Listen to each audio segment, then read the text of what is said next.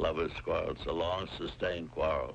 What's going on, world? Hey, everybody. It's your guy, TJ, Mr. New Cool. And it's your girl, Dani, your everlastingly exasperated elk. And this is another episode of Lovers Quarrel. If this is your first time listening, welcome. Second time, welcome back. Third or more time, you are family, or as Dani like to say... Dani like to say you're a family. I will say that you are a lover. Mm-hmm. And this is another episode of Lovers Quarrel, episode 108. Is it? I really did lose count after 100. So yeah. Good to know. 108 is a very nice, solid number. And how are you, my good sir? Living the American dream. How about yourself? Whatever that is these days. I'm okay. I'm a little, work has been a little stressful this week, for what it's worth. And I kind of touch on that in my my elevator talk. But I guess I am, in the vacuum of everything that is going on, of, our own house and stuff, I'm okay. There's still things that need to get checked off my list and things like that that's kind of rattling around in my brain. But all things considered, I can't complain too much. And you said you're living the American dream. Living the American dream. Okay. I'll let our listeners decide what that means now, because the American dream probably looks hella different for each person. Sure. This type of episode is going to be a short episode? Oh, I said it was sure. Oh, all right. Well, we would be remiss if we did not go ahead and just stroll on over to this elevator. Would you like to go first, or would you like me to go first? You can go first. Okay. So I am going down.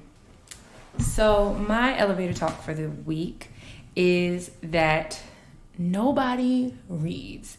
And when I say nobody reads the email, nobody reads the room, nobody reads shit. Work is going well, and I'm enjoying it for what it's worth. It's obviously different than what I expected, because I started right when everything got shut down. But and I've made some very solid relationships with my counterparts and with some other high level people in my department. But with everybody making the transition to being virtual and spending a lot of time on their computers and email and doing everything from a distance, of course the learning curve is steep. But what that also means, though, is that now you have people who maybe only occasionally check their emails or occasionally did some type of online work or, typing, whatever you want to call it, to now that's the only way that they're communicating and getting their job done. So with that being said, it's kind of frustrating at times when you got people who just don't read the damn email and then come back to you with stuff that's wrong, or come back to you with questions that you've already answered. And I mean, we already deal with that before the world of Corona, but I just feel like it's amplified now. So that's kind of frustrating and annoying. And then also, as far as nobody reading the room, I just feel like as of late there have been things going on in the culture. There are things going on just in general where people are not being cognizant of what they're stepping into, how people are responding. And there's something to be said about being able to read the room. If you can read the room, you oftentimes are not going to put your foot in your mouth. You're not going to end up in some type of trouble or have an issue with somebody because you're able to read between the lines. And what I'm learning as someone who is really good at reading the room most of the time and who can read between the lines and understands context and nuance is that shit is an art, that shit is not always evenly distributed to people when they're born. So I'm just a little bit flustered because people don't read one way or another. And with that, I will toss I guess I can't toss the elevator, but... We can stay down now. For me, I think that I'm hitting my wall I guess you can say. As far as what? Just, getting tired of doing the same thing over and over, right? Someone who, like, I'm working from home now, and I worked from home previously, but it was different because I was working from home 2 days, going to office 3. Now I'm, like, primarily working from home. It's just kind of like, you miss the leaving, if that makes sense. And because that makes you want to come home. What do you mean? Like, absence makes the heart go fonder. I have to leave my house, and because it makes me want to go back to my house. Sure. Okay. Well, I was just trying to. No, I'm trying to understand what you're saying. I don't know if it's like an absence, because I mean technically I can just leave out the house. I just think it's something of like getting dressed, right? Like, I even miss getting a haircut, and it's something as simple as my barber. I think he's doing cuts in his house, but I'm not risking it over. It's not worth it. Who's going to see it? So nobody. I like you the way you are. Well, thank God I don't do stuff because I'm trying to get you to like me. So this is true, and I get it. But I'm just saying, I miss being able to do those things. Like, I miss just being able to go and not have to worry about like how close I am to somebody. Right? That's our new norm. Me.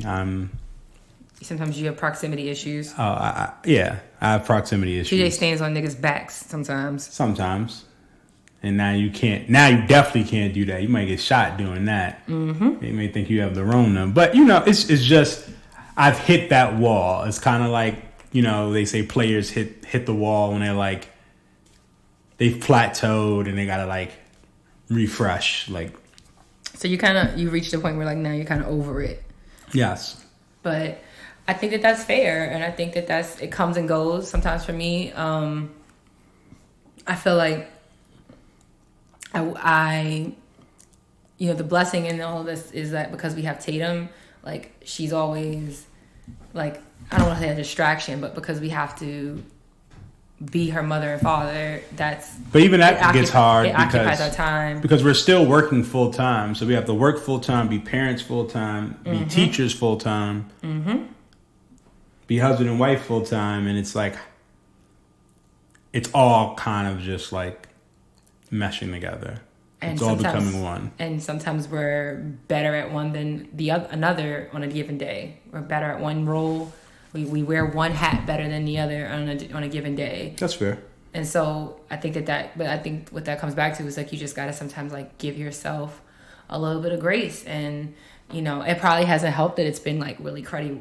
I feel like it's been pretty cruddy weather this week. So like getting out of the house, going for a bike ride, going for a walk or like a light run has been not as feasible like most of this week. So I think that's another thing too. And like, I mean, the good thing is like, because it's also a gift and a curse.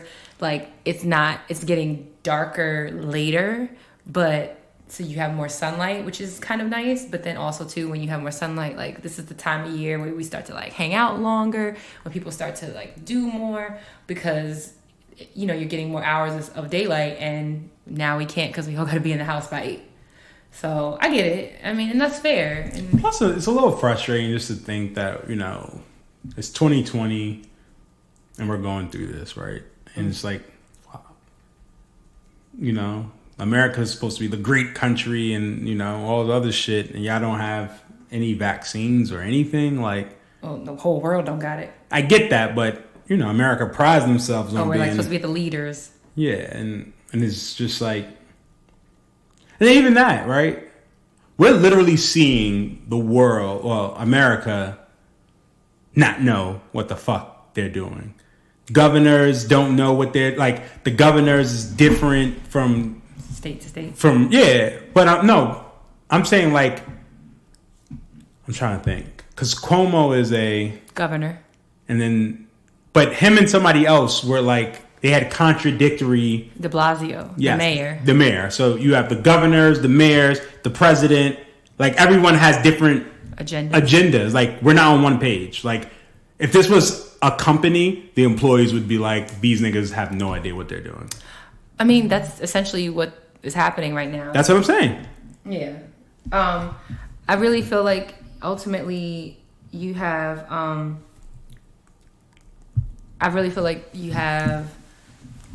it's an eye-opening thing. It's kind of like the Wizard of Oz, right? So, you think you have this like great and powerful Oz, and that was supposed to be the United States, and then you like, I think I said a couple episodes ago, like you pull back the curtain and it's just a little old man who's trying to pull the strings and convince everybody that he's something that he's not, and that's what this country is. And to be quite honest, I'm surprised that people haven't like burned this bitch to the ground in a lot of ways for all this dumb fuck shit that happens in America. But,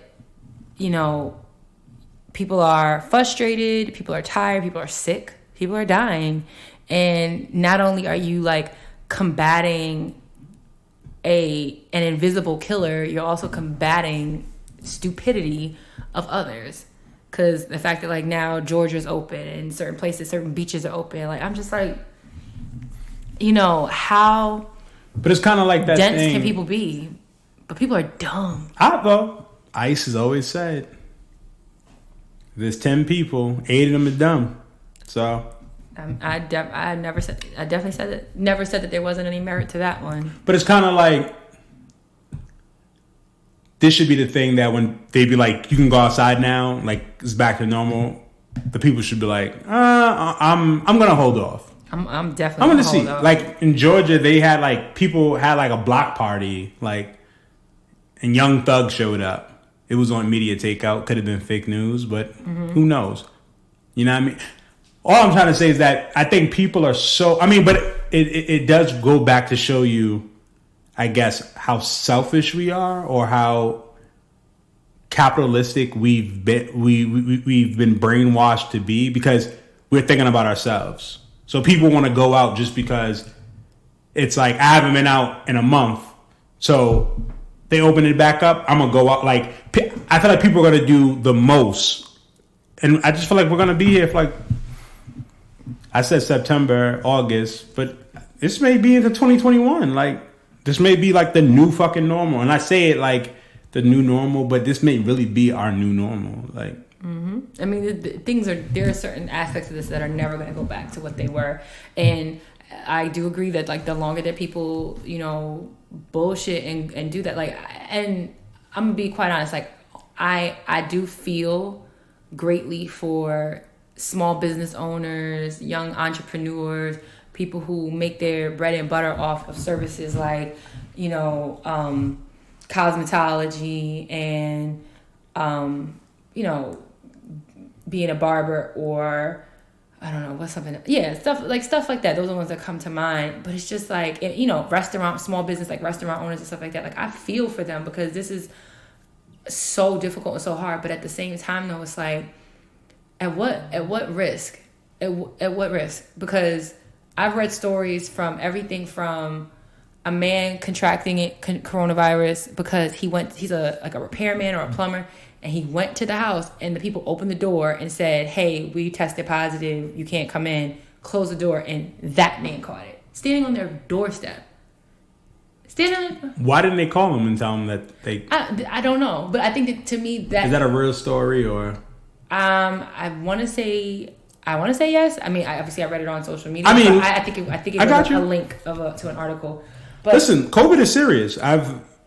It's been a lot of people that I've heard stories of that have known someone who's passed away. Like, yeah, I know several people who've lost somebody to it at this point, and then of course way more that we hear about. And it's just like, why do we always have to wait until it comes close to home? Why do we always have to wait until it's about to take out somebody that we care about, or that somebody we know, a loved one of somebody that we know? Then you want to give a shit.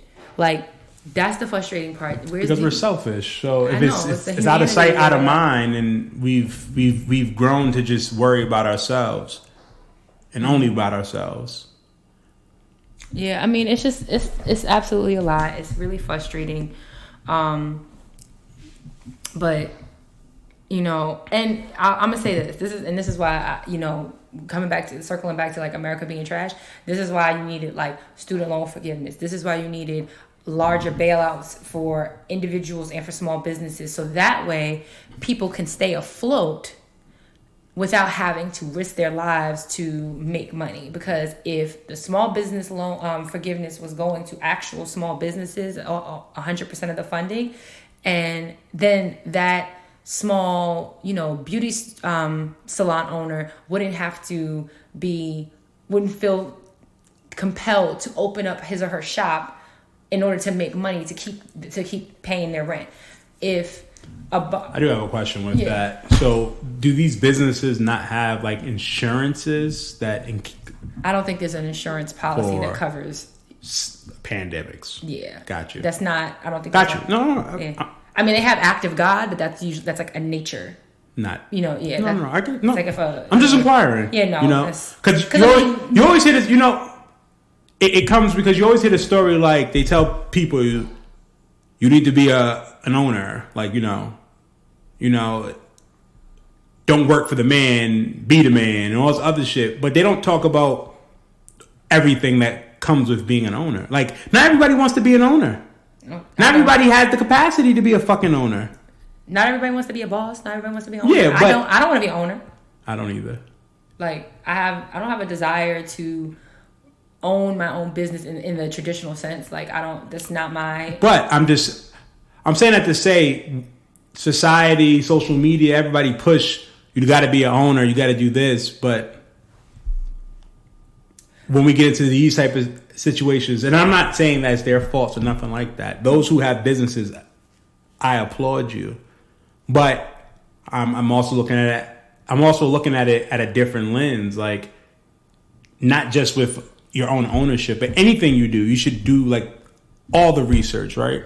Mm-hmm. And in that way, you can kind of just make a better decision. As far as like whether or not it's for you? Yeah. I mean, I'm not discouraging even the best people. Case scenarios, 50% of businesses fail. Oh no, I understand that. I guess for me, I wanted to combat the people who's like, you got to own a business, or you got to do this, or you got to do that, because they heard somebody say that, or because one person started a business and they were super successful. Now everybody wants to start a business, and it's like, maybe business owner isn't for you, and there's nothing wrong with that. It's not. Even though I know that's not where you were going with the conversation, but it popped in my head. Go ahead. I understand. I think what we have to understand, and it might make some people in my family and my circles think it makes me sound like a bleeding heart, but like people on one way or the other are just trying to cope right now. They're trying to cope with the loss. Like this is a collective loss. Like there's loss of life, but there's also loss of routine. There's loss of jobs. There's loss of employment. So now, again, on one way or another, everybody is in this like collective bubble of stress. And I kind of wanted to. It brought me back to something I literally just saw on Twitter, and a person had tweeted at, and it says that this person is a psychology certified coach and an author, and she says, let me be clear, those all over the place feelings you've been having, they are symptoms of stress, not personal failures of yours. Do you feel flaky and inconsistent? That's because your brain doesn't know what news to brace for next or what the next month will hold. Are you tired easily? That's because your brain is burning your energy 10 times faster than usual. Can't seem to focus? That's because your brain has temporarily shut down some of the functionality in your prefrontal cortex. Feeling creatively blocked? That's because your brain has temporarily diverted all of its creativity to how do I avoid dying. Suddenly don't give a fuck about future-based goals? That's because your brain knows being short-sighted is a safer way to cope. And it goes on and on and on. And this person's name is Alexis Rockley, AlexisRockkley. And this thread like hit a nerve for me, because I'm not gonna just say like, oh, because some people are being like, oh, these people are using this as an excuse to be lazy. People just want to not get anything done. But it's like to TJ's point, people are trying to wear multiple hats in the same environment. And then on top of that, there is the risk that like every time you step outside of your house, every time a package is left on your door, every time you have an interaction with anyone outside of your home, because you had to go to the grocery store, because you had to go to the post office or whatever, you're risking your life. You're risking your life. And that's the new normal, right? Yeah, and it's like it's frustrating and it's stressful as fuck. So, damn, give everybody a little bit of a break. But unfortunately, we don't live in a world, and we definitely don't live in a country that is about helping somebody up and when the chips are down. And right now, the chips are way down. But yeah, well, our company aren't going to help the people that is affected.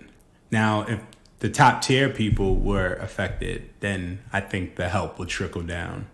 Because those are the people that they really care about. They don't care about the middle class, the lower class. They only want the 1% and the wealthy. And even them motherfuckers. You asked me about those small businesses having insurance policies. These big businesses are living essentially check to check, which is why they're so hard pressed and their dicks are so hard to go back to work and to put everybody back to work because they can't function without their businesses, without people. I don't know if that's the only reason why. I think some people just feel like it's a virus. As long as you have a mask, you'll be okay. It's about money. Well, that too, but I'm just saying. I think people are saying, listen, our facility is safe or our workspace is safe. Fuck it. If that's the case, instead of Dani and TJ working side by side, give yourself 6 feet. Y'all can still get your job done.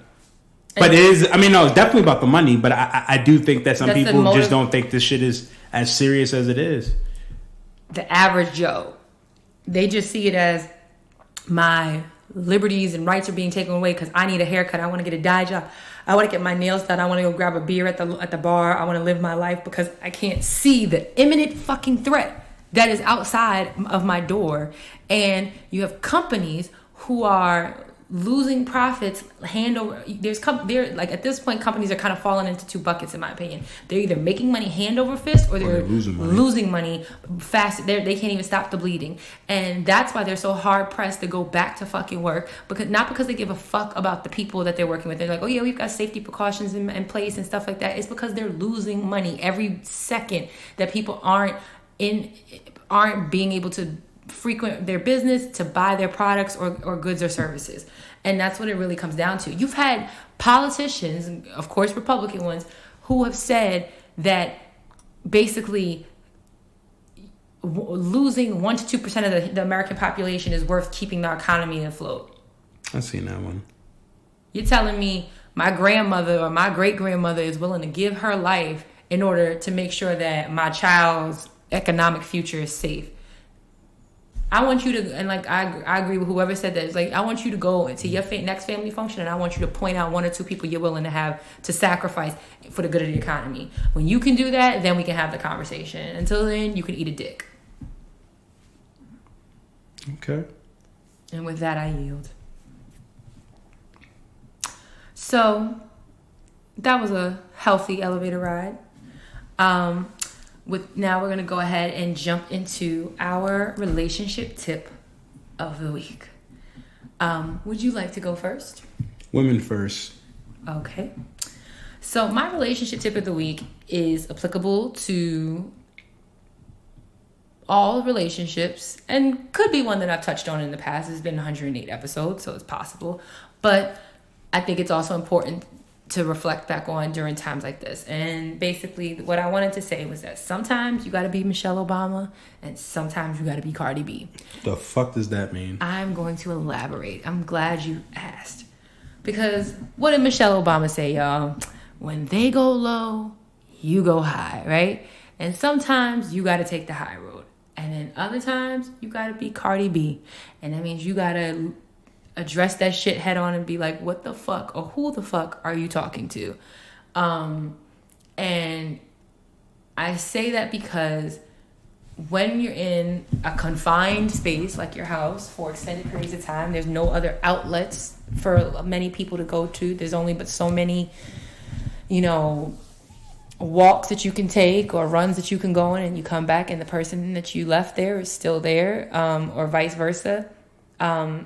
It's a breeding ground for conflict. And I'm not saying that everybody's arguing and pulling their hair out and screaming and yelling at each other, but it's just, there's a greater chance, it's a numbers game, right? You're around each other 10 times more often than you were a month and a half ago. Well, clearly there's going to be an an increased chance for you to have conflict. And in doing so, sometimes you got to be Michelle Obama and you got to take the fucking high road and you got to be like, listen, I'm not going to engage with this. And then sometimes you got to be Cardi B and be with the shits.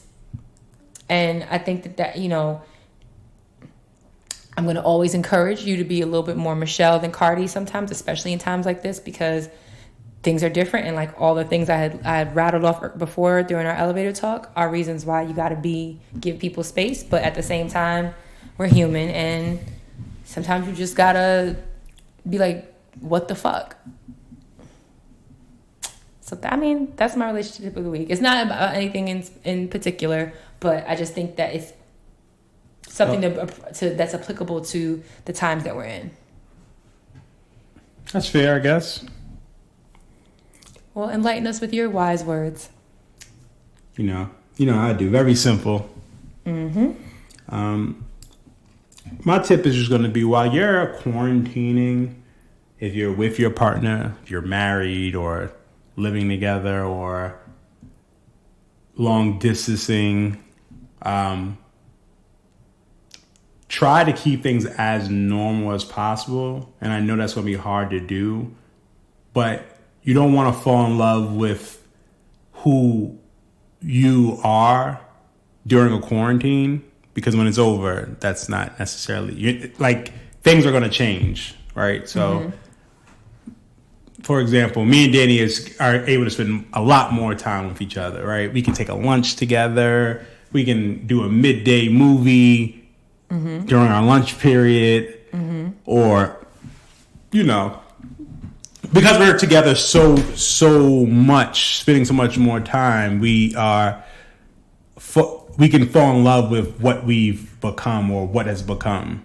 But when things go back to normal, it might not. And I feel like it can cause like rifts in relationships, right? Because we're spending so much time together now, and then when we go back to our normal schedules, we may be like, I don't speak to you anymore, or, you know what I mean? So try to keep it as normal as possible. If you're working, you know, and you may only speak to your partner 2 times during that shift, try to keep that normalcy. Would be my recommendation. So I guess maybe people need to like manage their expectations about what things are going to look like after we're quarantined. Well, yeah, you can manage it after it, but I'm trying to tell people to be proactive now, right? Or even if you fall in love with this situation, understand this situation is temporary. This may not be a forever situation. Maybe don't, and maybe people shouldn't take it personal that once things do open up in a safe way, when it's not as much of an issue, like if we're out by summer or whatever, that like don't be offended if like the people that you live with or your partner want to link up with friends more often or want to do more outside activities. Like, you know, there's some people who are homebodies, so they're really comfortable right now. But if you're with an extrovert and now they've been in the house for 3, 4, 5 months, however long this is going to go on for, and then whenever that veil is lifted and they're like, bet I'm about to be like on the scene for like the next month, you know. But to me, that's like extra. That if I'm with an extrovert and they want to, and they've been having a really, really hard time with this, and then once time it's okay to be back out in public places. If they go out every weekend for like the first month, I don't think I'm gonna trip off of that. Okay. Because you've had X number of months of me. Yeah, but home and present. When shit was normal, would you have gone out every weekend just cause? No, but you're also making up for lost. You don't think there's going to be something going on every weekend? Okay, so there's probably something going on every other day in certain parts of the work country. Okay, so someone could have got a woman pregnant. So should they just go ahead and just get everybody pregnant? Like, what? That makes no sense. Because you're saying like you're making up for lost time. So okay, and how does your analogy? I'm saying relate? So that guy, he typically would have seen all these chicks. One of them would have got pregnant. So now he's just... Yeah, it wasn't really a good one. I'm glad, yeah. Yeah, sorry. Way to be self-aware. But I don't think that allowing people to just go ham because we haven't had it makes sense. That's stupid. I'm not saying... Even when we come back, you need to be like you should still be mindful. Well, yeah, you need to be mindful. You need to be responsible. But I also would not be surprised if there was an uptick in social gatherings or kickbacks, whatever you want to call it, because I do feel like there's going to be people who are going to still be, and this is, I'm talking like best case scenario. I think a lot of people are going to be demonstrating a lot of extreme caution even after quarantine bans or stay-at-home orders are lifted, But I think that ultimately, like, in a perfect world, if this was over and we know that this is no longer an imminent threat, that, like, you're going to see people who are going to be on the scene more. And I'm not saying that you're going to need to, like, I think people need to give themselves and others grace to do that. I'm not saying that people can't go out. I'm not saying that. But I'm saying just because you like to go out and because we haven't been out doesn't give you the right to say every weekend I'm going to go ham, or you know what, for the next month I'm going to be out and about every single day just because I can. Like, if anything, you should cherish outside, but you shouldn't abuse it just because you can. I mean, again, that's just my personal opinion. Yeah, I mean, I understand what you're saying. I think that is going to be, I think that based on what you and I are saying, there are going to be a lot of households with that's going to be a point of contention, because that person's going to be like, I've been in the house for 5 months straight, 4 months straight.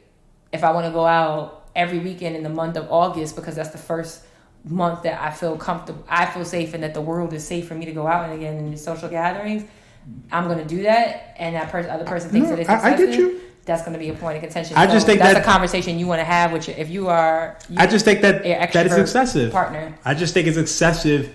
So because you can do it, you're going to do it because you can.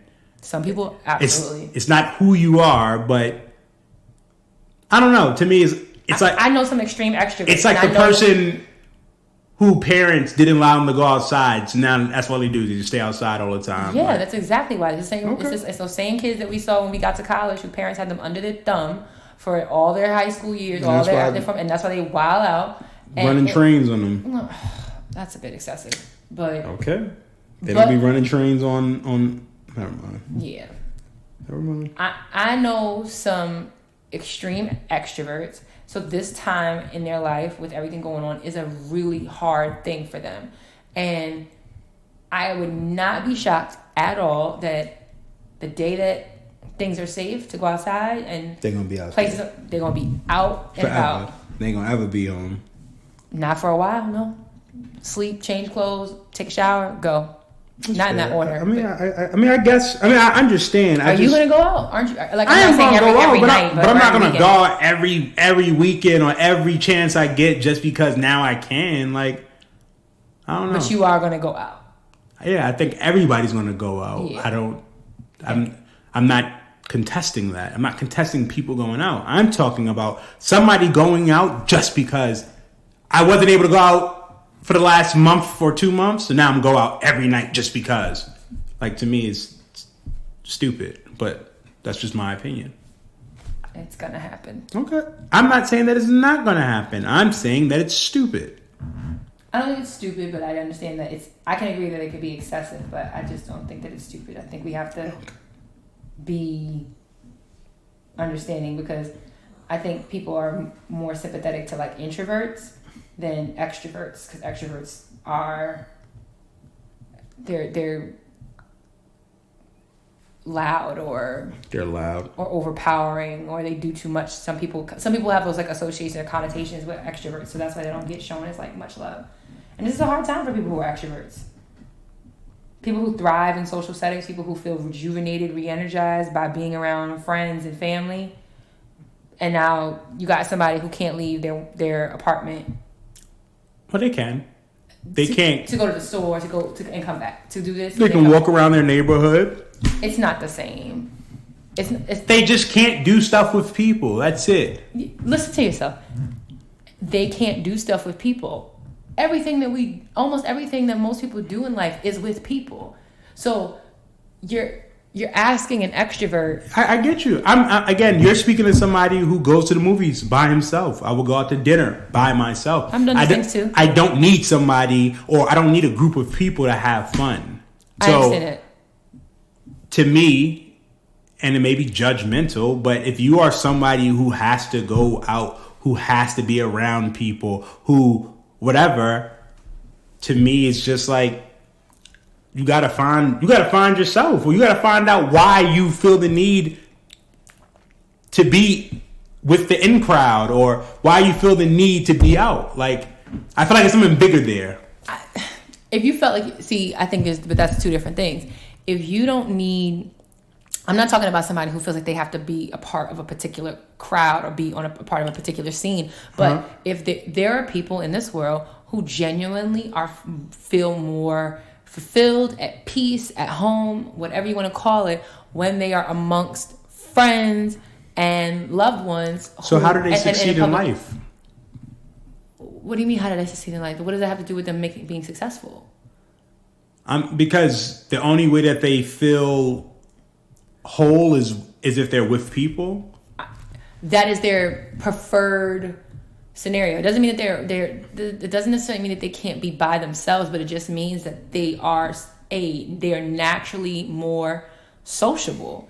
And there's nothing wrong with being social. If it's to the point that there's like, you know, they don't want to ever be alone, then that's one thing. But or they feel lonely anytime that they're alone, because there's a difference between being alone and being lonely. But there are people who are just genuinely fulfilled or genuinely happier when they are in a social setting, and that's okay. But that's what I come back to, which is like people kind of shade extroverts, and because it's like, well, you have to be like, you must need attention, or you can't be by yourself or whatever, and it's not always the case. I'm saying this, I'm like an ambivert. I'm a little bit of both. I'm not saying that at all right here. What I'm talking about is somebody who's like, when this is over, I'm gonna be out every single night because I feel like I lost time, and to me, I'm not saying don't go out. I'm not saying don't travel. I'm not saying don't live your life. But if you are purposely saying, I'm going to make up time, to me, like, I don't know. Maybe I'm looking at it too literally. Like, at the end of the day, things can always be worse. So when outside opens back up, you should be grateful and you should cherish being outside. Like for me, I'm a homebody, but I will, if invited somewhere, I'm going to go out more, because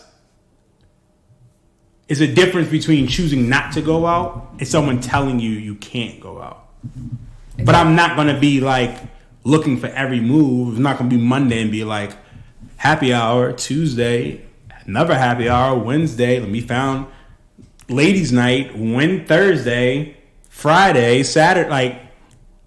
Well, I think it's safe to say that there's going to be an upswing in those things. The only thing I ask for is that if there is an upswing, just leave the fighting at home. That's it. I hope that people come back and they're just nicer. They cherish the moment more, and they say, we just had Corona. We know what it's like not to be outside. So I'm not even going to be mad about it. Let's continue. Let's have a good time. Yeah, I hope so too. Because that would definitely be a very, what's the word I'm thinking of? Detrimental to the good times that we desperately need at this point. When you say desperately need, what do you mean? Because when I say desperately need, I'm saying like people are looking. There are people out there to one degree or another, some more than others, are yearning for interaction with others, because we're a species that thrives off of interaction, that are pack animals essentially for the most part. So I don't want, like you said, like you're talking about like people fighting and stuff like that. I hope then think about this, like this is the first outing or event a person has gone to since things are lifted, and then the first outing or event they go to, it gets shut down early because of some people fighting and being stupid. That's not fair, and that's fucked up. It's because that person could have been like that could be living on the edge right now, could have been living on the edge while they were under quarantine, and now that they have an opportunity to go out and it's ruined by somebody else. We're social creatures. We thrive off it. We do not desire to be totally alone all the time, and most of us don't desire to be always in the mix all the time too, but we are, as people in general, we do yearn for both from time to time. Solitude and companionship. Okay. All right. Well, that was a lengthy, quarrelly-ish relationship tip of the week. But we are going to change gears, and now TJ is going to enlighten us all with his word of the week. And my word of the week is anachronism. Anachronism, a thing belonging or appropriate to a period other than that in which it exists, especially a thing that is conspicuously old-fashioned. Okay. Everything was as it would have appeared in centuries past, apart from one anachronism, a bright yellow construction crane. Anachronism.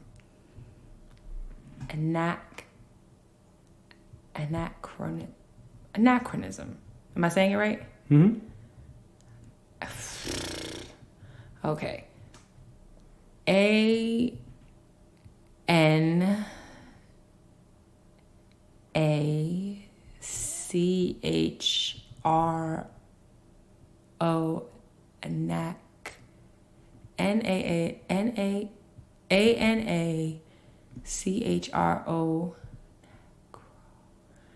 NISM. You spelled it correctly. Am I on a streak yet? I think I'm on a streak. Sure, why not? Hater. Congratulations. Thank you. And now we can take a moment and we can hear from our sponsor, and then we'll get back to the episode. Hey friend, it's time for you to ditch those workout gloves and get the grip and wrist support you deserve. What do you suggest? You need to get the Gaines Load and Lock grips by Gaines Sports Gear. They are more durable than gloves, have a non-slip grip pad that provides grip support and added wrist support unlike your traditional workout gloves, and will protect your hands from calluses. Do they come in different colors? Not only do they come in different colors, but they are available for men and women. Do yourself a favor, go to GainesSportsGear.com. And remember, a better grip equals a better lift. Embrace the process. And you too can embrace the process by using our code LOVERS10 at Gaines, GAINZ, sportsgear.com. And now, back to the episode.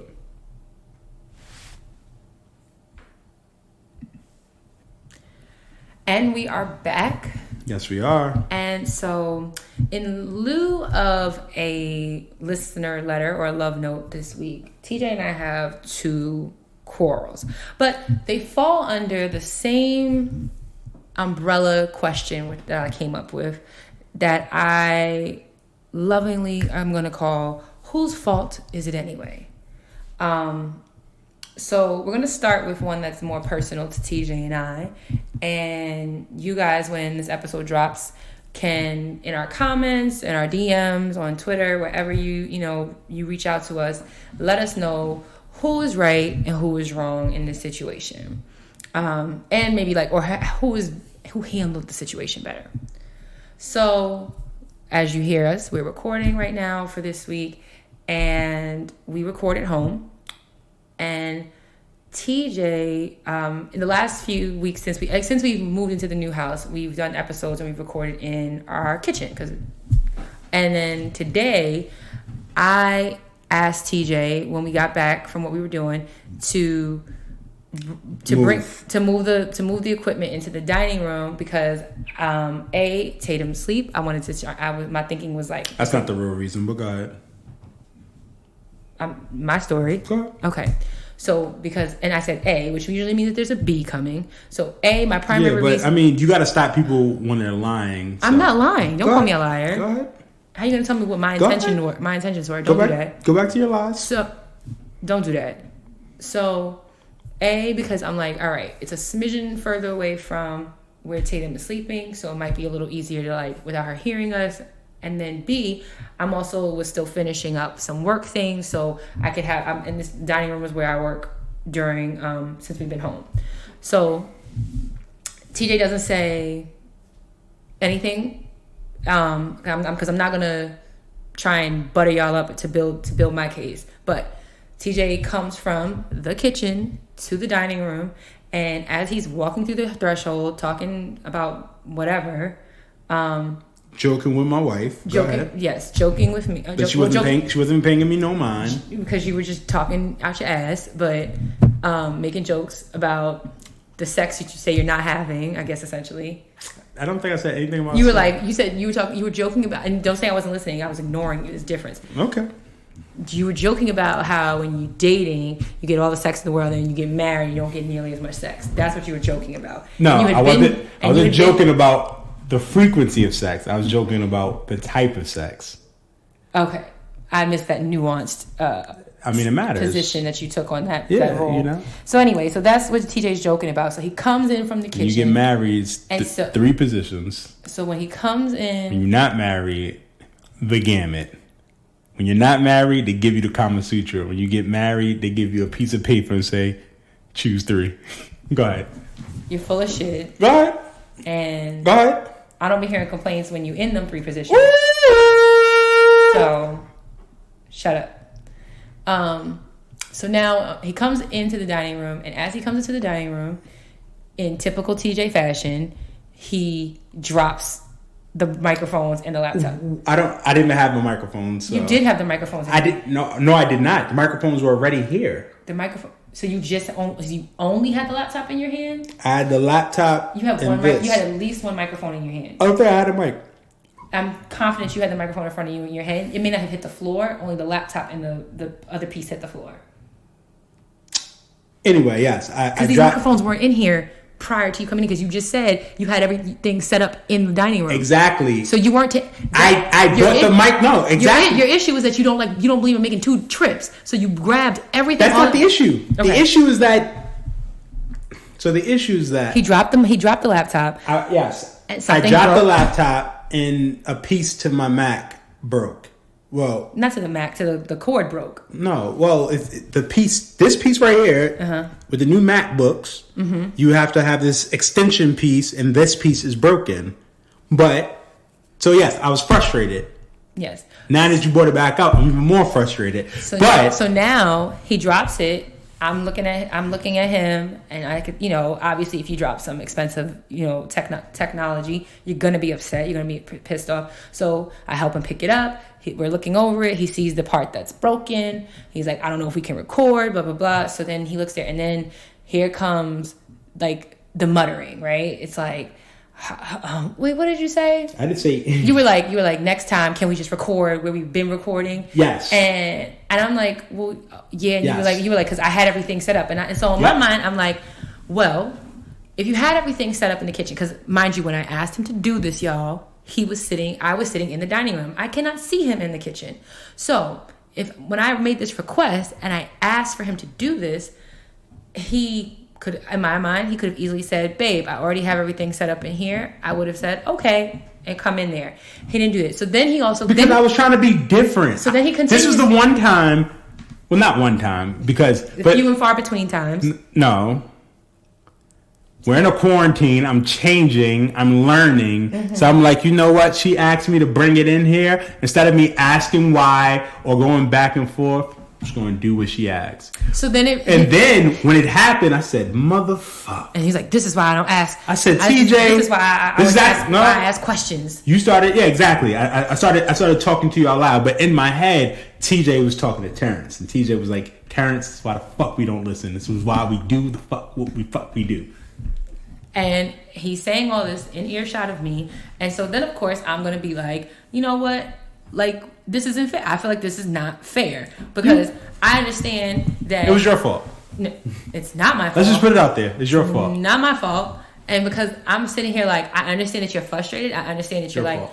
and I get it, because we've all had moments where, like, I wouldn't have been in this situation, I would have been in this predicament. It wasn't for you. Had I not had another person not ask me that. But at the same time, I didn't trip him. I wasn't carrying the materials. I didn't have any of that stuff. He dropped his shit. I understand his frustration. I'd be pissed too. But it'd be wrong for me. And I might even be resentful towards TJ if the roles were reversed. But the difference is that I would not say anything, because I know. Why would you be resentful towards me then? Because it's a frustrating feeling. The analogy I gave you that actually made sense was, if you asked me to go run an errand and I ran an errand and I get I run into the back of somebody. No, we're talking about this situation. That's it. We're talking about my situation. The king of analogies won't let me make an analogy. No, you just said if the roles were reversed, you would have been resentful of me. I might have been slightly resentful, but you wouldn't have said it out loud, because I'm a fucking adult and I know that I'm adult too, and sometimes.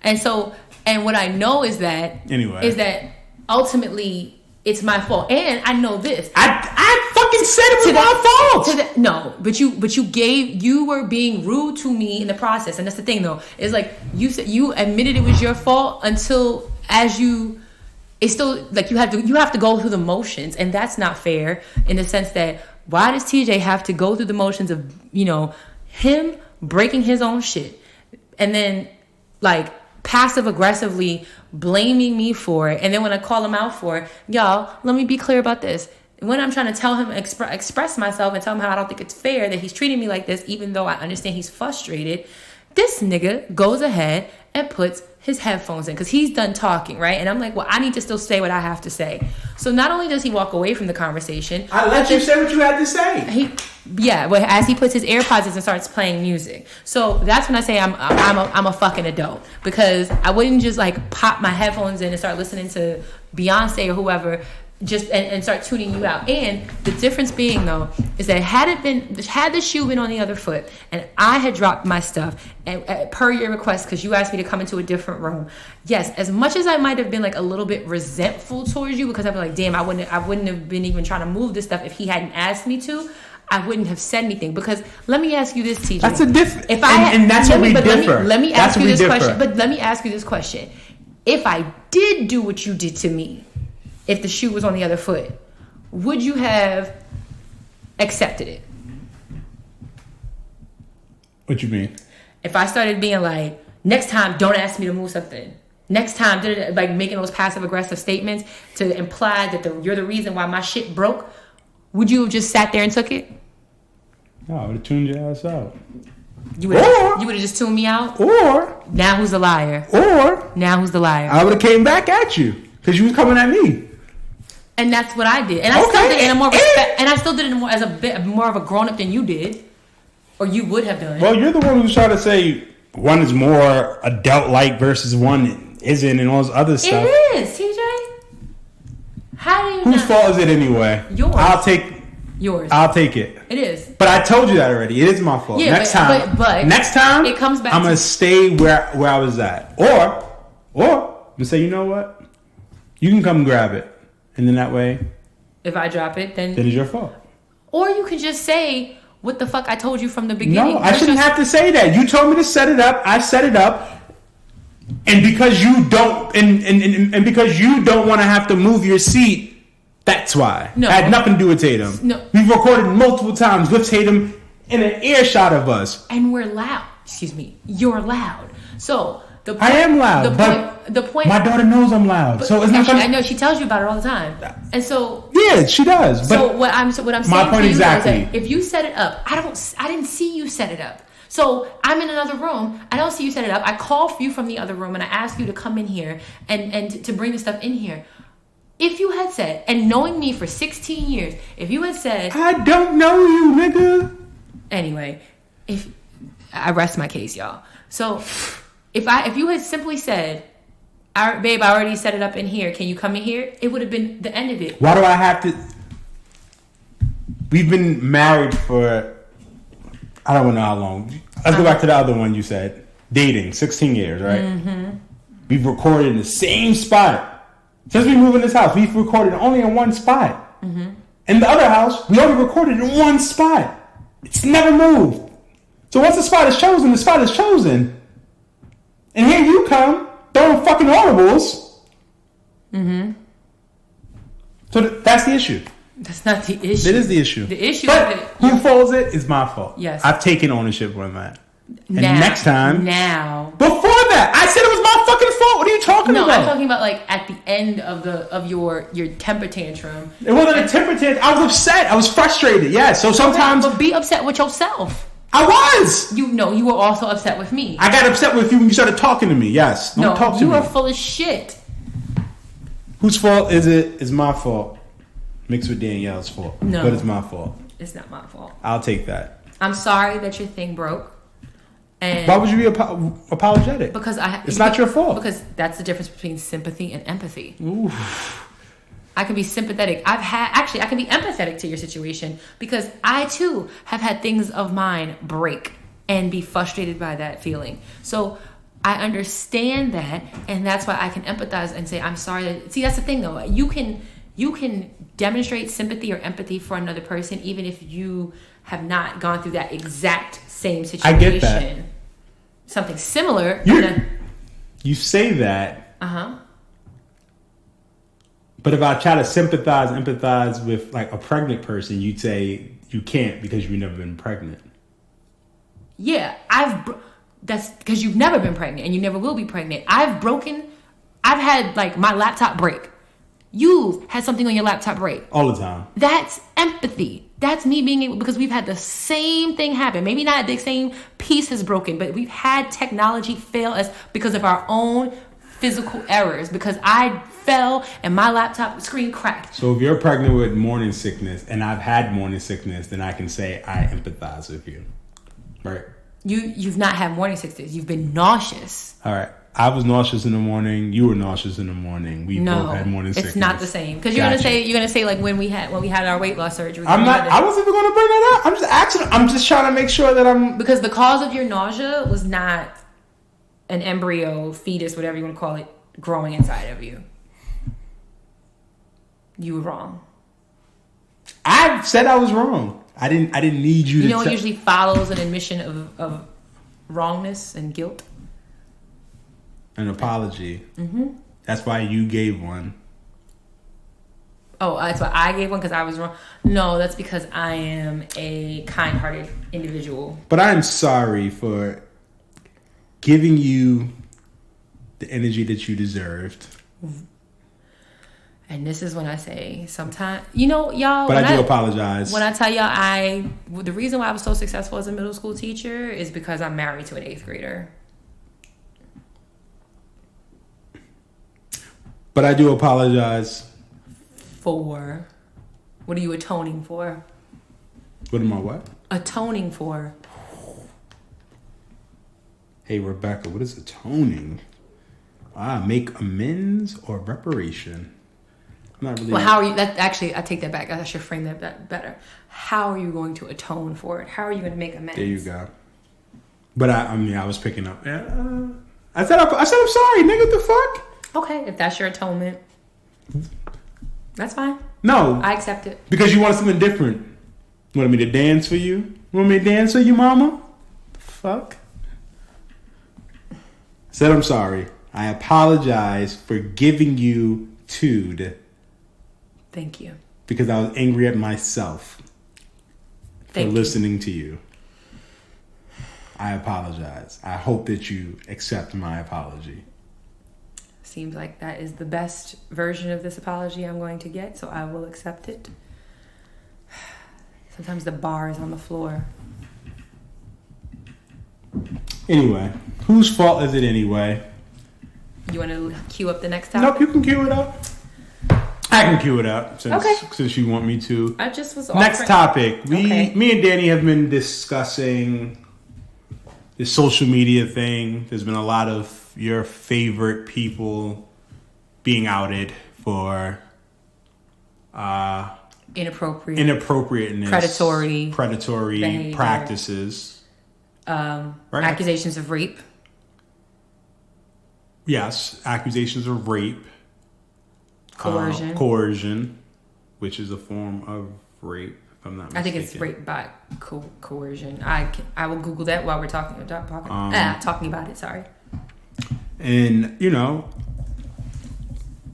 being a man and, this affecting our women, being a black man, and it's affecting our black women, as well as women, because I don't want to minimalize all women, but I do, I mean, a lot of times things happen to our black women that it happens and they're either blamed, they're asked what did they do to allow it to happen.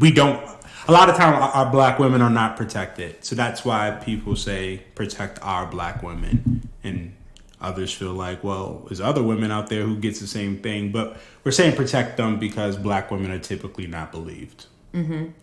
Yeah. Women in general, but especially black women. So me and Dani was discussing, and I was, expressing to her, like, some of the stuff that's been said,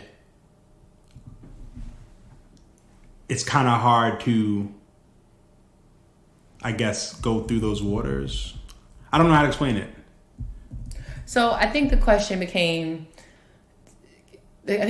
is, like, whose, like, responsibility? Because, like, okay, you've got the person in question who's being accused of doing stuff. So right? they're definitely responsible. So there's responsibility. Yeah, there's responsibility and accountability that has to be held there to the individual. But then I think what's happening and why it's like so much fodder on social media and everything is because there's these very, like, black elite, like, social media, pop culture, for the culture tribes and groups that people float in and out of. Then the question becomes, how much of the responsibility is it of the people who rub elbows with those people, the people who are in the rooms with those people, the people who employ those people to sever ties or to call out the behavior or in some cases the criminal acts that have happened, like, and particularly whose responsibility is it, especially when you're talking about, like, men in circles, because what I was saying to TJ earlier is I think sometimes the frustration on women, especially black women, is, and the context I put it in is, like, it's not our responsibility as black people to educate and show white people how to treat us and how to respect us and how not to kill us. And in the same breath, it's not women's responsibility to show and teach men how not to be predators, rapists, sexually deviant, inappropriate, sexual harassers, you name it. It's not our job to do that. So it really needs to be men. And this is where my thing is. It's like, my job, I think it's like, it's everyone's job, or in the very least, it's not our job. So men need to hold other men accountable for their behaviors and their actions.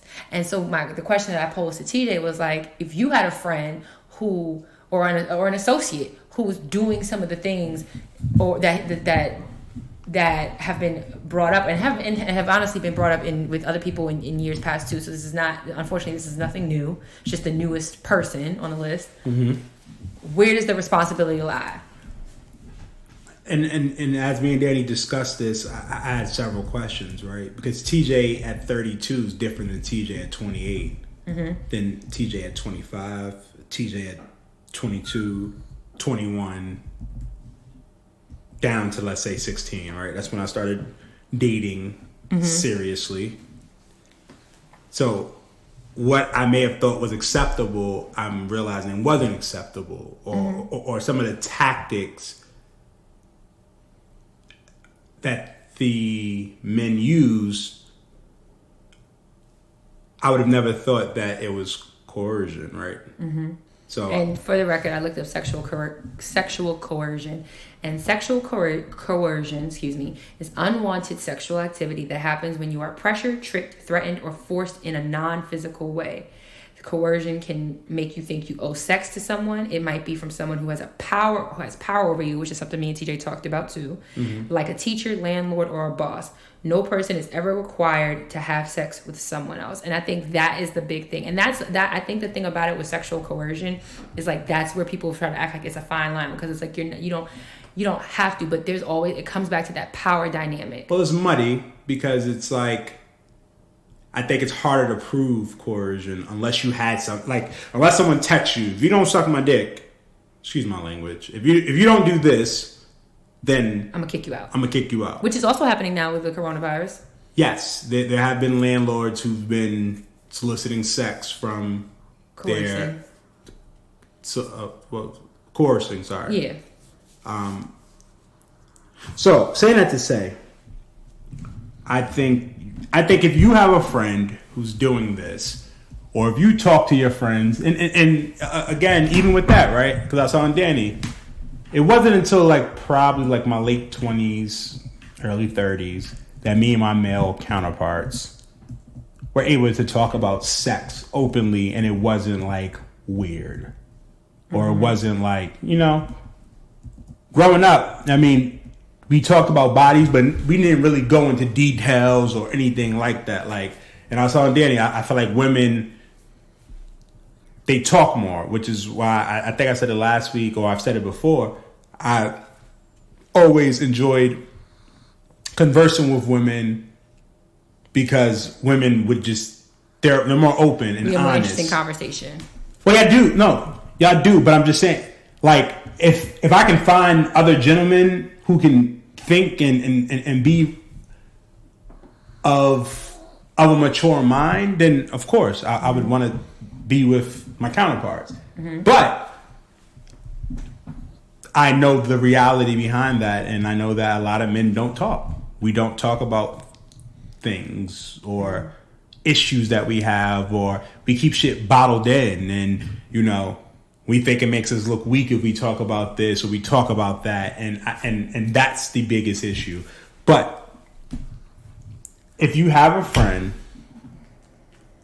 who's doing this type of stuff and you know about it, you're just as trash as he is. Mm-hmm. Period. Because I think anyone who knows that this person does this, and I think that's when it kind of comes to the line of snitching versus not snitching and what's considered whatever. But if you know that somebody's doing something inappropriate, I think you should let people know. If you know that there's someone here at this party who's known for taking advantage of women, and you don't say nothing, and then another woman gets taken advantage of, you're just as guilty as the person who actually did it, in my eyes.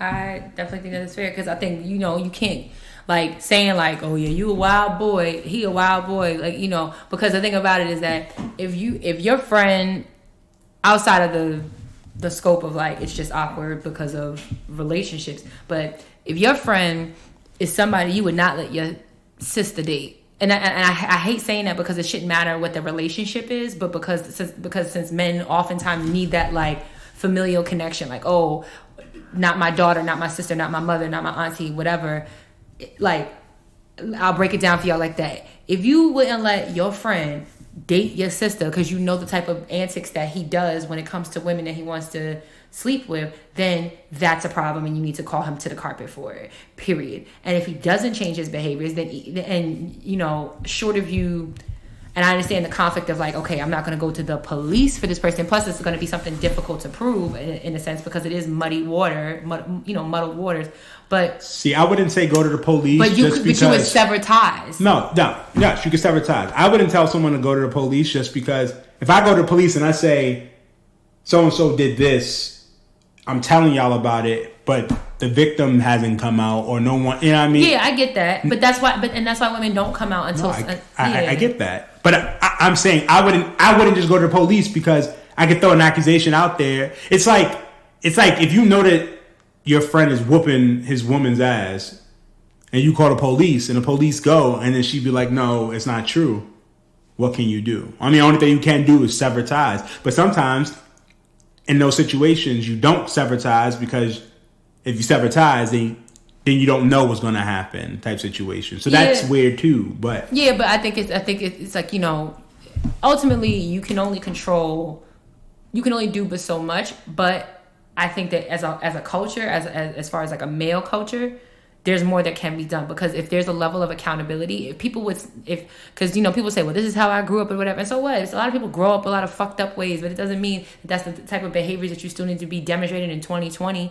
And like the definition said, it has a lot to do with power. The people that have been talked about in the social media spheres lately are people who are the women who've come out to speak against them, are people who are trying to are professionals in that field, in that creative field, either because they're photographers or they're interns or they're writers or they're whatever. And these men are gatekeepers to the world that these women are trying to bust their ass to be a part of. And what they're telling these women and communicating to them in one way or another, either very explicitly or in a roundabout way, is that in order for you to get to the next level, in order for you to get past me, or for me to help elevate you, you have to do sexual things for me.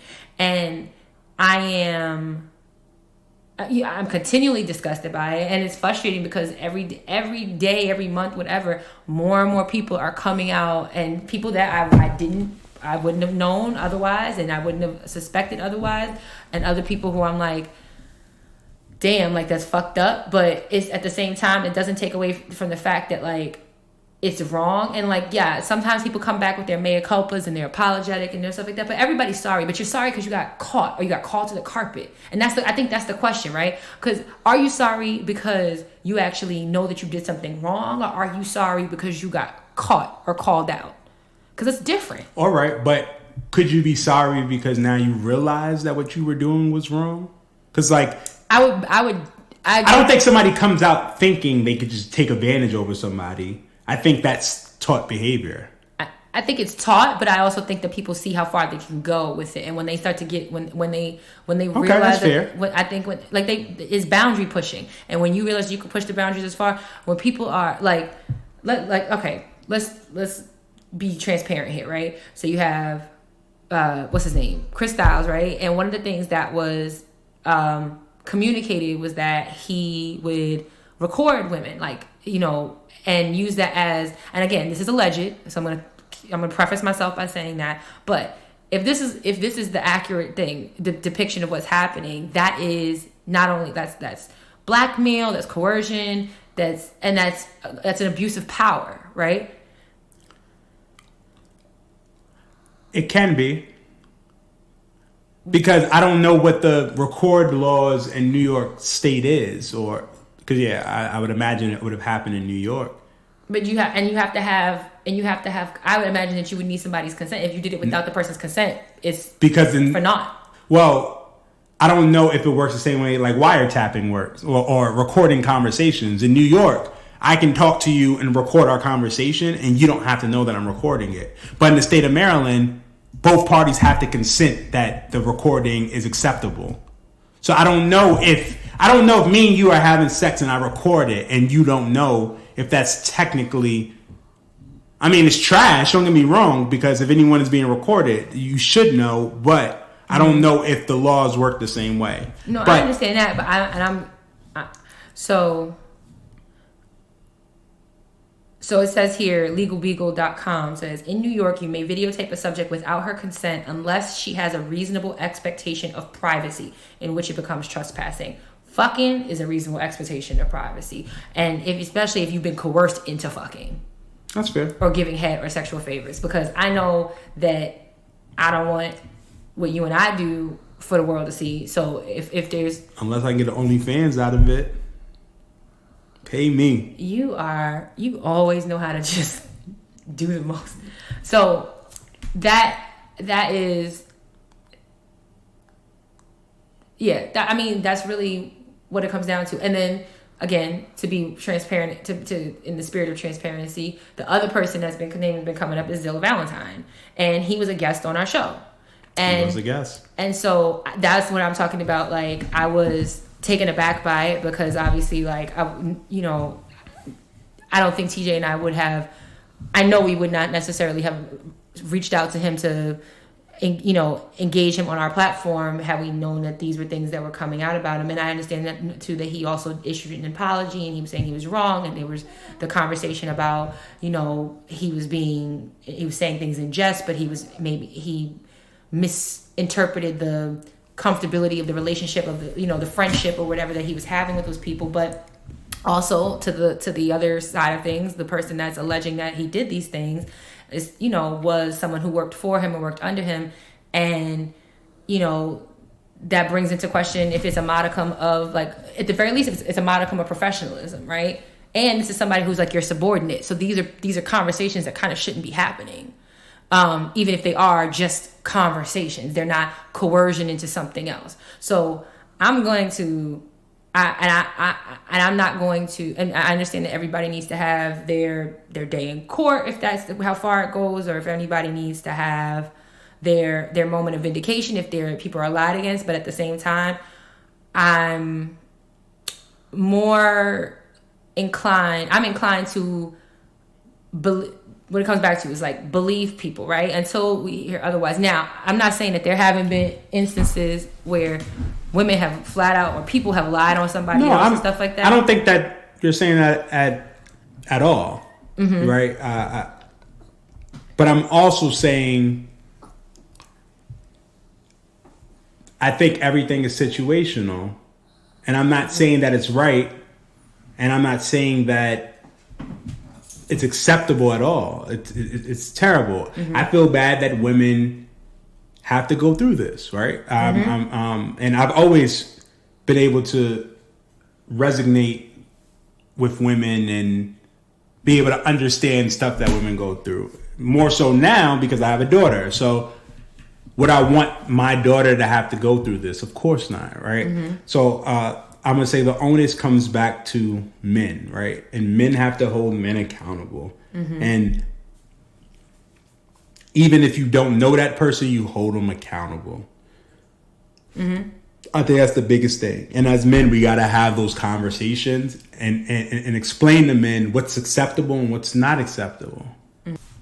Sexually joking with women because you think that y'all are cool enough to sexually joke, that's not cool. At all. And I mean, we can't be weirdos, right? And sometimes we are weird, or we think that, she winked her eye, so that means that she liked me. No, she just had something that went in her eye. Like, we have to start treating people with respect. We need to treat our women with respect.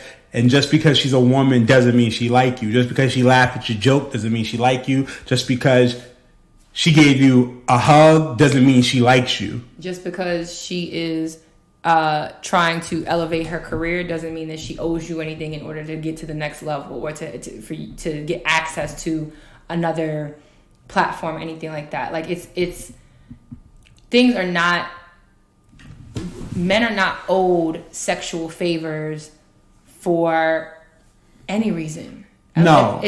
But again, going back to it, that's why I was saying we need to have these conversations, and we need to have the conversation more.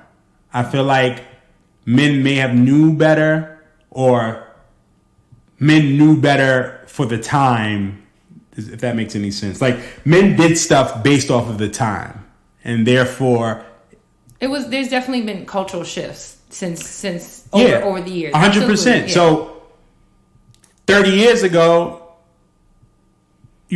talking sexually to a woman may have been like funny or flirtatious, and boys would be boys, but we're in a different time, and we need to be able to have these conversations. It's okay for men to have conversations with other men and check men, and we need to change that narrative. Yeah. And I want to say this. Dare I say, even back then, it probably wasn't even okay. I would almost put money on the women who were, if you're talking about like the 60s, the 70s, the 80s, women who were being hit on in professional settings, or, being accosted even into the 90s, like at certain events and stuff like that, because it was like, well, that's just the culture back then. I can almost promise you women ain't like that shit back then either, but they didn't have as much of a, they tolerated it. They had to tolerate it, because if they weren't going to be believed, that they were going to be tossed to the side, or they were going to be blackballed, or they were going to miss out on career advancements as a result of them if they stood up for themselves. I remember my mother told me about, she had like a boss who tried to who was like sexually harassing her. during that time. I mean, luckily nothing ever happened to her, but there's women out there who go through this daily. And they just should not have to go through it, period. And my call is that for men, we got to raise our young men better, but we have to change the narrative. And we have to stop putting the onus on women to be like, don't dress a certain way. Why were you there? Because what pisses me off too, and I've had this argument with other women too, which is like, well, you shouldn't go somewhere late at night with a person if you're not expecting something to go off or whatever. But at the same time, even if that's the expectation, that's tough for me, Dani. We can talk about it. Every step along the way, I reserve the right to change my motherfucking mind. I could come to your house while me and you were dating. I could come over to your house at 2 a.m, ready to drop my drawers, but you say something that I don't fucking like or whatever, and I could change my mind. Or I could exactly, because I reserve the fucking right to say no. You're right. And you, or I could come to your house at 2 a.m. because somebody actually put this on Twitter too. They were like, so if that's the case, when your nigga come over to your house at 2 a.m. to play 2K, does that mean he also has a right to your ass too? And so that's funny. And so that's really funny. First off, ain't no nigga coming over my house at 2 a.m. And that's your house, but I'm talking about even then. It was never like, yo, it's 2 o'clock. Come through. Listen. Come get these sticks. Listen. Exactly. Come get these sticks. Anyway. But that's the narrative, that's the mindset that we have to change. Thing about it, changing mindset, let me say this real quick. Changing mindsets is not going to happen. Changing your mindset is what changes a culture. And changing a person's mindset is not going to happen until people are consistently called to the carpet. How long do we give the male the male population to change, right? So if for the last 80 years, this has been the culture, and now we're saying today's the day we're not doing it no more, how much leeway does an individual get? Is it like anyone who does it automatically cut off their head, or is there levels to it? Is it tiers? I think it's levels to it to an extent, because I think it has to do with it has to be like a multi-tiered or multi-pronged approach, right? But I think that ultimately it is levels to it, because there are going to be people who are late to the party and don't understand, but then it's important for other people, especially other men, to educate men on, nah, my nigga, no, my God, this is not it, this is not what's up, this is not correct, you're wrong, you're foul, like this is not how we treat our women, blah, and so on and so forth. Dare I say it probably takes at least a generation for an entire culture shift to happen. But that doesn't happen until you change people's mindsets. And you can't change a person's mindset if you don't bring it to their attention that their their starting mindset is wrong. And it's going to be more impactful coming from, if TJ and I had a friend who was doing some wild, like, fuck shit, and we realized and we're seeing it in real time, he might hear it from me, but also he might receive it from me, but he also might not, because he'll be like, well, Dani, you a woman, you saying that because you're just trying to, you're trying to be pro-female and, girls only and blah, blah, blah. Whereas if he hears it from TJ, that's a man-to-man thing. That's a man calling another man out. And that has it's worth its weight in changing and shifting a mindset. So saying that all to say, these allegations that have come out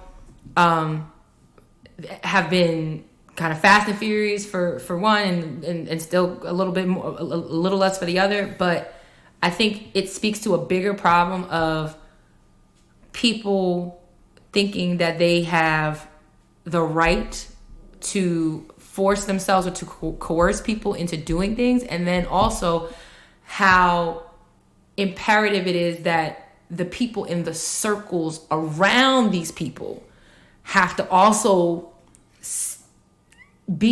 hold that person accountable. And I understand that you may not have to do it on a public platform all the time, but it needs to be accountability held.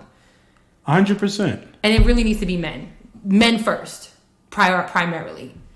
I'm not saying the women shouldn't do it too, but men need to hold other men accountable in general. And it doesn't always have to be criminal, predatory behavior, but it could even be like, yo, I'm hitting, like if you were out with a guy that you met, like an acquaintance, right? And he knocked somebody out. No, I was gonna say if he's like he's hitting on a woman and she's not interested, but he's not letting up. That's your job to like be like, yo, chill. She's not interested. I do agree with that up to a certain point. If he's super aggressive, then yeah. But if he's talking to her and they're conversing, well, then that's they're conversing. But yeah, if he's talking to her and if he's like harassing her, then yes, I would step in. But I wanted to touch on the point that you were talking about earlier, as far as like the 2 a.m. thing. I'm not saying that people should not, but we are in a world where you gotta make, like, unfortunately, we are in a world where if you do, like, if I wear all red and I go to a blood neighborhood, I should be able to wear all red, but I also know I'm going to a blood neighborhood, so should I wear all red? If you're going to someone's house at 2 a.m. in the morning, like, should you really go to, first off, should you go to someone's house that you don't even really know? So what I'll say is this: is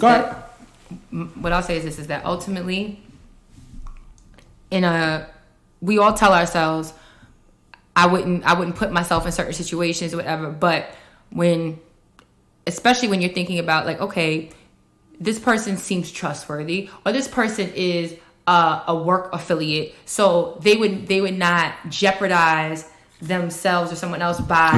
Would you say that that's just being naive? I mean, it could be to an extent, but that still doesn't excuse. I'm not saying that. But it doesn't permit it. I'm not saying that it permits it. I'm not saying that excuses it. But I'm saying, can individuals use better judgment in these situations? I think everyone could. If I know that at 2 a.m., this is what the expectation is, would I even put myself into that situation? Okay, so then my counterpoint to that is let's take it a step further, right? People are creatives; they work all types of weird hours, right? Yes. What if you get, like, you work at a bar and you get off work at 2, so it's not uncommon for you to hang out at 3 a.m. with your friends at a friend's house, the way people hang out after 5 o'clock after work. So now that's fair. Okay, that's different than me inviting an individual. If I'm inviting a young lady to my house at 3 o'clock in the morning because I just got off, you trying to fuck?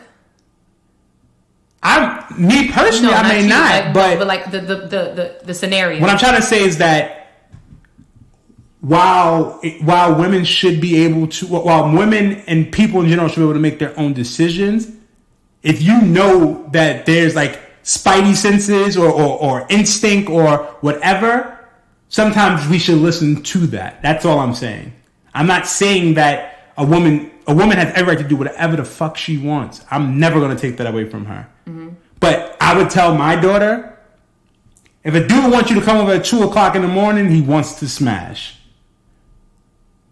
Unfortunately, we live in a world where you should be able to you should be able to go out whenever you want. You should be able to go outside butt ass naked and not be bothered. But we don't live in that world. So try to be mindful of things that can happen at these times. You know what? And I agree that that's a conversation we have to have with our daughter. But then what also needs to happen, we talk about shifting mindset and shifting a culture, is that the other conversation that needs to happen with people need to have with their sons is that don't think that just because someone is coming over at this time that they're down to fuck. But that's what I said earlier. I said that the conversation needs to be men having conversations with men, and men need to be raising the next generation of men and explain to them, like, having multiple girlfriends isn't cool unless everyone knows about each other, right? Right now, TJ at 32 says communication is the most important thing. If you want to be a player and you tell every woman, I'm going to be a player, and they choose to fuck with you, there is no deception. There's no lies, because you are communicative about that. Mm-hmm. The issue comes when people take away the option from people. So if you portray yourself as this great guy, but you really ain't shit, that's the bigger issue to me. But that's also like indicative of like that predatory behavior because think about the big bad wolf. He dressed up like grandma to coerce Little Red Riding Hood. These niggas is not always gonna come out with their teeth showing. They're not gonna come out with their they're going to hide. They're gonna be a wolf in sheep's clothing. You're right. And then when they isolate, when they get somebody, they're gonna build a little. They're gonna build a modicum of trust, and then that's what it's gonna be like. Even though I normally don't do this, but he seems like he's a really cool guy. We hung out 3-4 times. It shouldn't be nothing. This and the other. It's clear, and it might be naive, but at the same time, it is not a hall pass. It's not a pass. I'm not saying that it is. I'm not saying it is. I'm telling whoever's listening to this that it's not. So ultimately, to the men out there, just continue. Not just continue.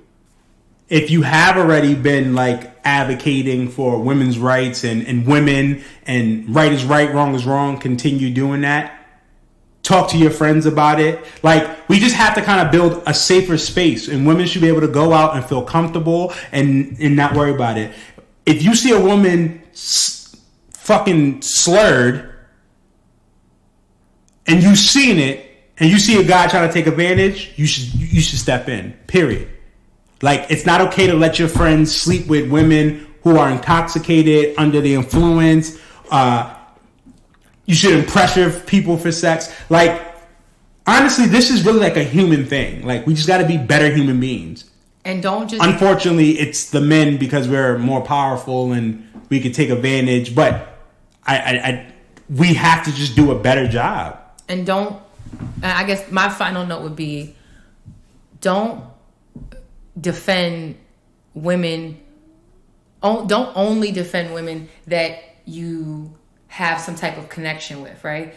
That are your mother, your sister, your auntie, your cousin. Like I said earlier on, if you're going to defend women, period. If she's a stranger and she's being, if she's somebody that you don't know personally, but your homeboy is doing too much when it comes to his interactions with her, or she's drunk or whatever, like, call a spade and check your fucking friend. And then you really need to reevaluate your friendship, because personally, I wouldn't want to have no parts with somebody who is trying to coerce women into sleeping with them or giving them sexual favors or anything of the sort. Because to me, that's indicative of a whole nother issue and level of a personality that I don't want any parts of. And I don't want people, and quite honestly, I don't want people thinking that I condone that behavior.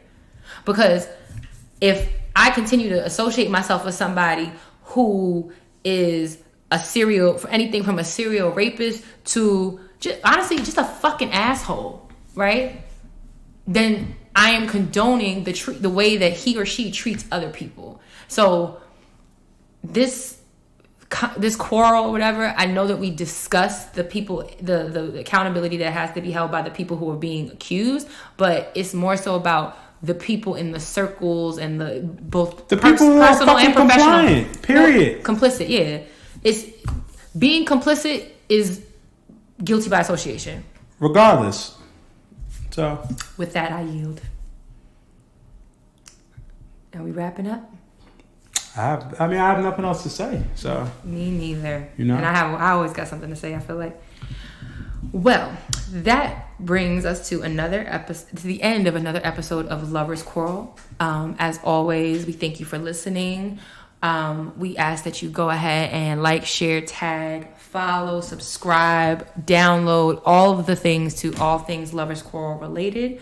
You know that if you have any insight or feedback or questions or comments, you can hit us up on Instagram at Lovers Quarrel Show, on Twitter at LoversQuarrel7, or email us at loversquarrelshow@gmail.com. Folks, continue to stay safe. We hope that you're safe. We hope that your loved ones are safe. If you are essential, we thank you for all that you do. If you are still employed and working from home, shout out to you. If you are unemployed, our thoughts are with you. We hope that you are making it through this very difficult time.